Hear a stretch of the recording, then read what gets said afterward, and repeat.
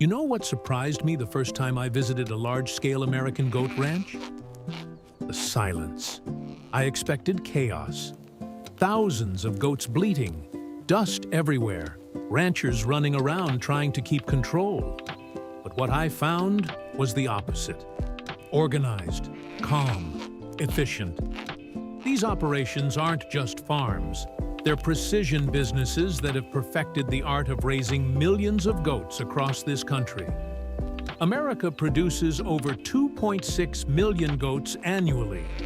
From the mesquite-covered hills of Texas to the green pastures of Tennessee, goat ranching has become one of the fastest-growing sectors of American agriculture. And most people have no idea how it actually works. So let me take you inside. I'm going to show you exactly how American ranchers raise goats at scale, the technology they use, the challenges they face, and why this industry is exploding right now. Let's start from the beginning.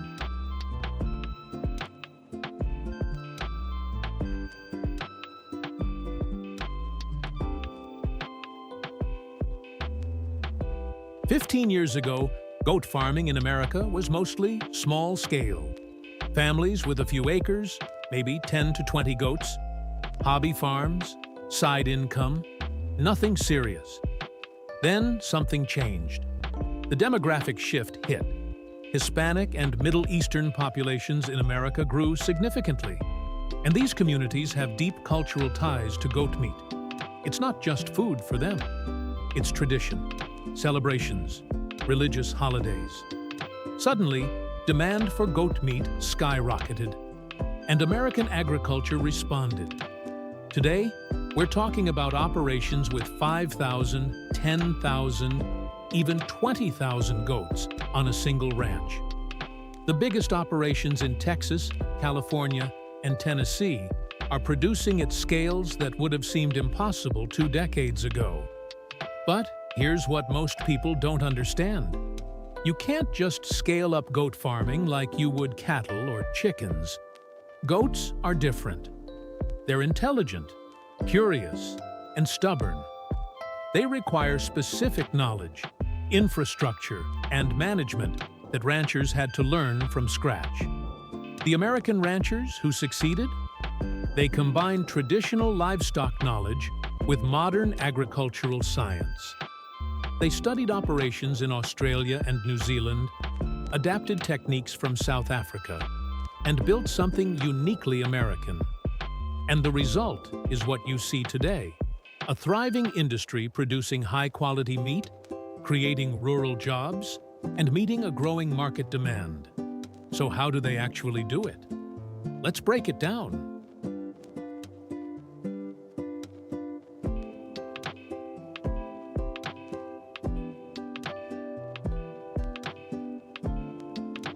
Every successful goat operation starts with one critical decision: breed selection.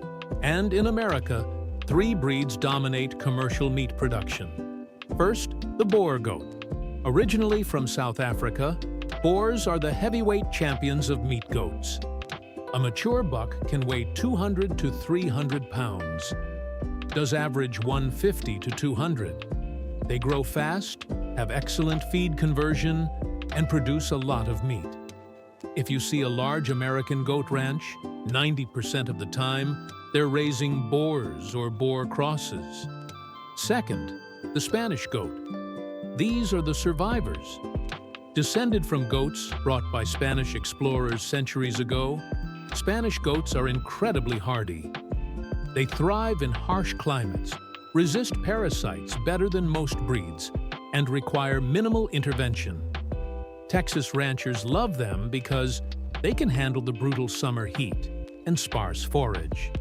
They're smaller than Boers, but they're tough as nails. Third, the Kiko goat.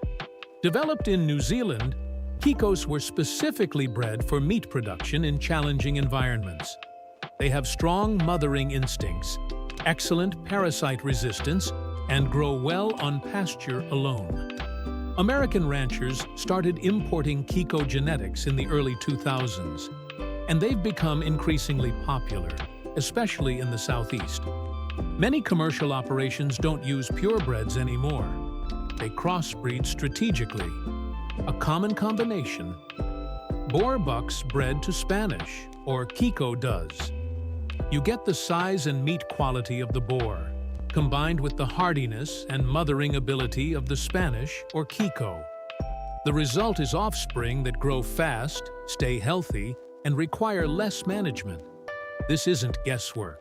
Ranchers track performance data: weight gain, kidding rates, survival rates. Every breeding decision is backed by numbers. Because at scale, small improvements compound into massive profit differences.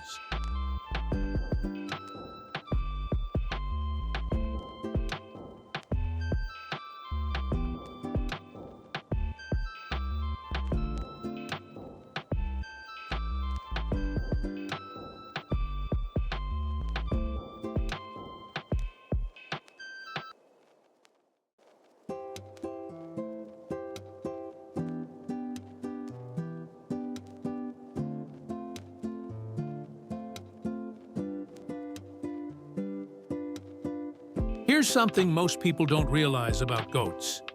They're not grazers like cattle. They're browsers. That means they prefer brush, weeds, shrubs, and leaves over grass. And this changes everything about how you manage land. American ranchers quickly figured out that goats are incredible land management tools. In Texas, California, and other states dealing with invasive brush and fire hazards, goats became the solution. They eat what cattle won't touch: mesquite, cedar, thistle, poison oak, kudzu, things that cost thousands of dollars to clear mechanically. Goats eat it for free and gain weight doing it. But large operations can't just turn goats loose on thousands of acres. That leads to overgrazing, parasite buildup, and poor weight gain. Instead, successful ranchers use rotational grazing systems. Here's how it works. The ranch is divided into multiple paddocks using electric fencing. The goats spend 3 to 7 days in one paddock, eating the vegetation down to a manageable level. Then they're moved to the next paddock. The first paddock rests for 30 to 60 days, allowing the vegetation to regrow and breaking the parasite life cycle. This system does 3 critical things. First, it maximizes forage utilization. Goats eat what's available instead of picking favorites and leaving the rest. Second, it controls parasites naturally. Parasite larvae on the ground die off during the rest period, so goats aren't constantly reinfecting themselves. Third, it improves land health over time. The grazing pressure stimulates plant growth, and the goat manure fertilizes as they move through. Large operations use GPS mapping and grazing software to plan rotations. They track forage growth rates, rainfall patterns, and stocking densities.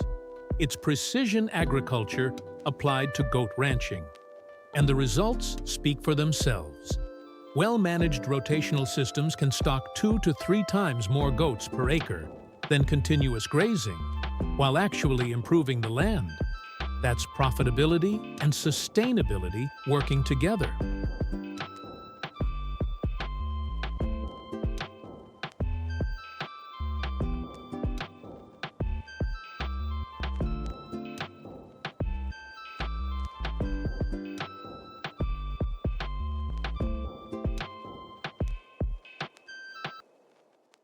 In commercial goat ranching, timing is everything, and it all revolves around the breeding season.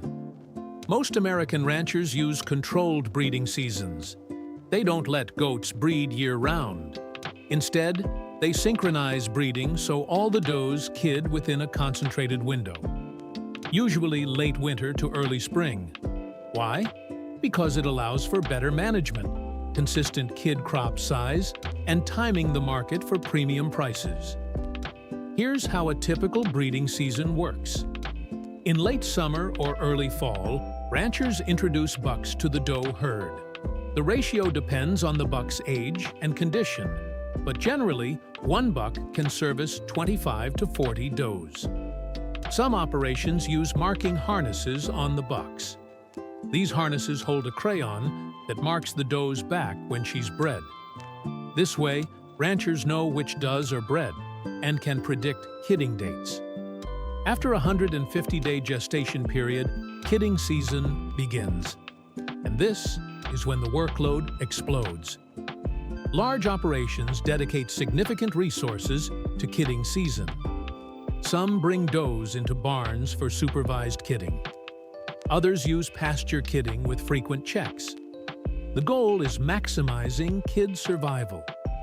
In commercial operations, kidding rates of 150 to 175% are common.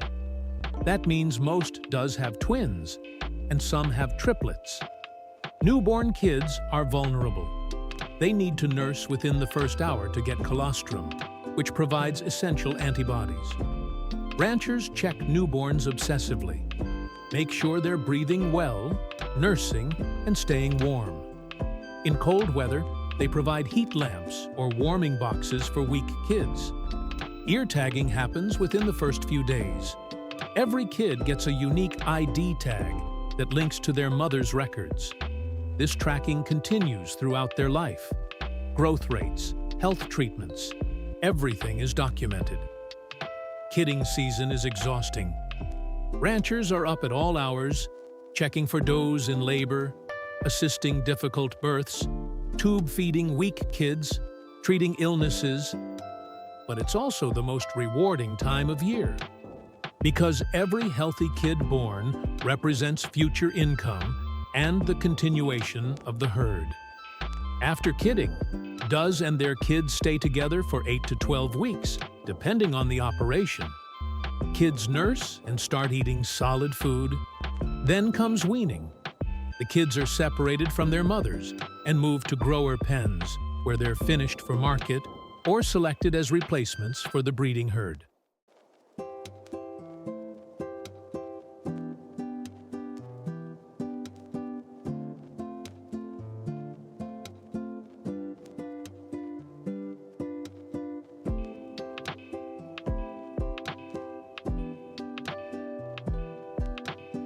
Here's the hard truth about goat ranching. Goats are incredibly resilient animals, but they're also vulnerable to parasites and disease.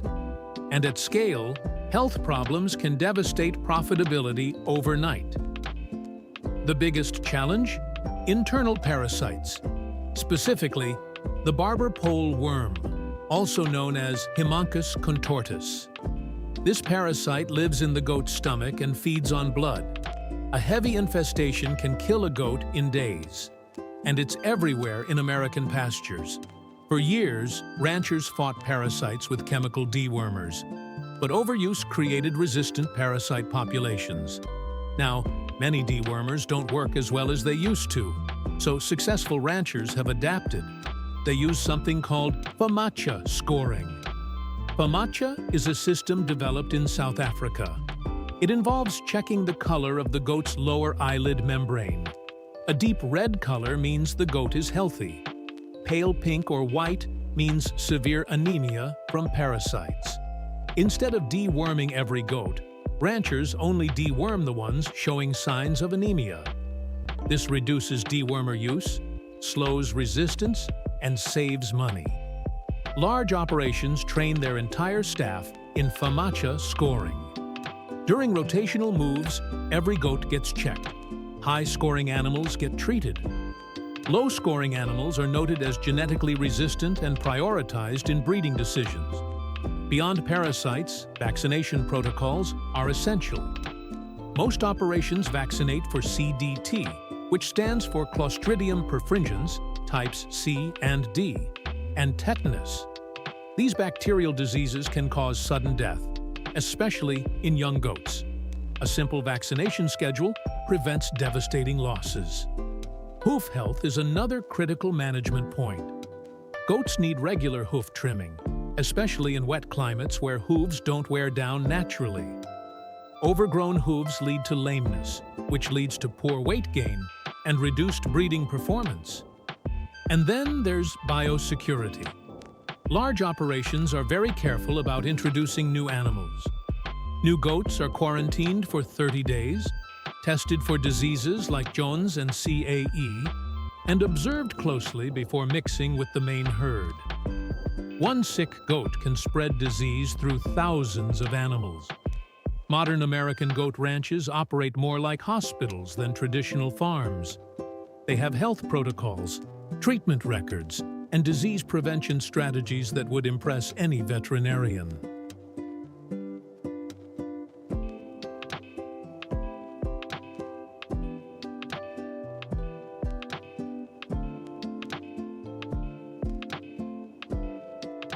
At the end of the day, goat ranching is a business, and profitability comes down to managing costs and maximizing market prices. American ranchers sell goats primarily for meat. The target market? Live animal sales to ethnic communities, particularly during holiday seasons. Ramadan, Easter, and other cultural celebrations drive peak demand. Prices spike during these windows, sometimes doubling compared to off-season rates. A finished market goat typically weighs 65 to 85 pounds live weight and sells for anywhere from $150 to $300, depending on market conditions, size, and quality. Premium markets pay more for well-muscled, healthy animals. Some ranchers sell direct to consumers or to small-scale processors. Others work with livestock auction barns or ethnic meat markets in major cities. The key is understanding your market and timing sales for maximum return. Feed costs are the biggest expense. Depending on forage availability, supplemental feeding can cost $50 to $150 per goat annually. Next is health management, labor, and infrastructure maintenance. Successful operations keep detailed financial records, tracking cost per pound of gain and return on investment for every management decision. The American goat industry is still developing. There's no large-scale commercial processing infrastructure like there is for beef or pork. Most goats are sold live, and buyers handle their own processing. This creates challenges, but also opportunities. Ranchers who can offer value-added services, direct marketing, or consistent supply streams often command premium prices. And the future? It looks strong. Demand continues to grow. More young people are entering the industry. Technology is improving efficiency. American goat ranching is evolving from a niche sector into a legitimate agricultural enterprise.